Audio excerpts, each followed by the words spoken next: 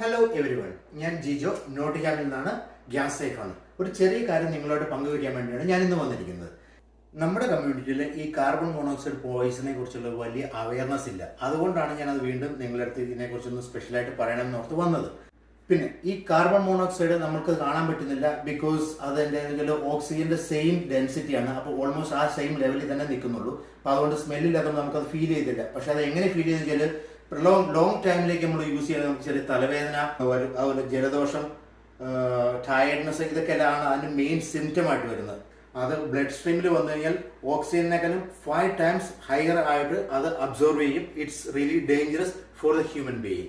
World health organisation പ്രകാരം നമ്മളുടെ വീടിന്റെ ഉള്ളിൽ 9 to 10 ppm, അതാണ് പറയുന്നത് പാർട്സ് പെർ മില്യൺ, അതാണ് അക്സെപ്റ്റബിൾ റേഞ്ച്.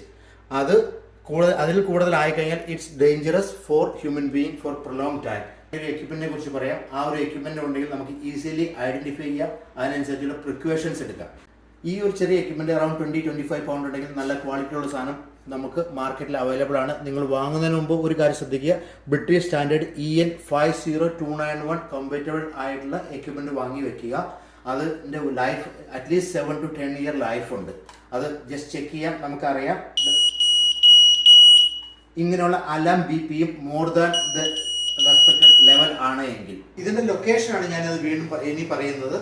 ഇത് സാധാരണ രീതിയിൽ 15 സെന്റിമീറ്റർ താഴെ, നമ്മുടെ സീലിംഗിൽ നിന്നും 15 സെന്റിമീറ്റർ താഴെ, അല്ലെങ്കിൽ ഡോറിന്റെ വിൻഡോയുടെയോ ലെവലിൽ ജസ്റ്റ് എബവ്, അല്ലെങ്കിൽ ആ ഒരു റേഞ്ചിലാണ് ഇത് ഫിറ്റ് ചെയ്യാൻ വേണ്ടി മാനുഫാക്ചേഴ്സ് പറയുന്നത്.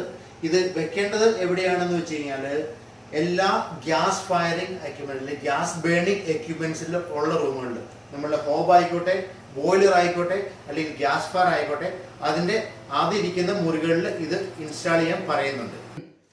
കാർബൺ മോണോക്സൈഡ് അലാമ നിങ്ങളുടെ വീടുകളിൽ ഇല്ല എങ്കിൽ നിങ്ങൾക്ക് D&Q, വിക്സ് പോലുള്ള എല്ലാ DIY സ്റ്റോറിലും അവൈലബിൾ ആണ്. അതല്ല എങ്കിൽ നിങ്ങൾ ആമസോണിൽ നിന്ന് ഓർഡർ ചെയ്യാവുന്നതാണ്. ഓർഡർ ചെയ്യുക, ഇൻസ്റ്റാൾ ചെയ്യുക, നിങ്ങളുടെ കുടുംബത്തിനെയും സേഫർ ആക്കുക. Thanks for watching. ഇതിനെക്കുറിച്ച് എന്തെങ്കിലും ഡൗട്ട്സ് ഉണ്ടെങ്കിൽ ഇതിന് താഴെ കമന്റ് ചെയ്യുക, ഞാൻ റിപ്ലൈ തരുന്നതായിരിക്കും. Thank you.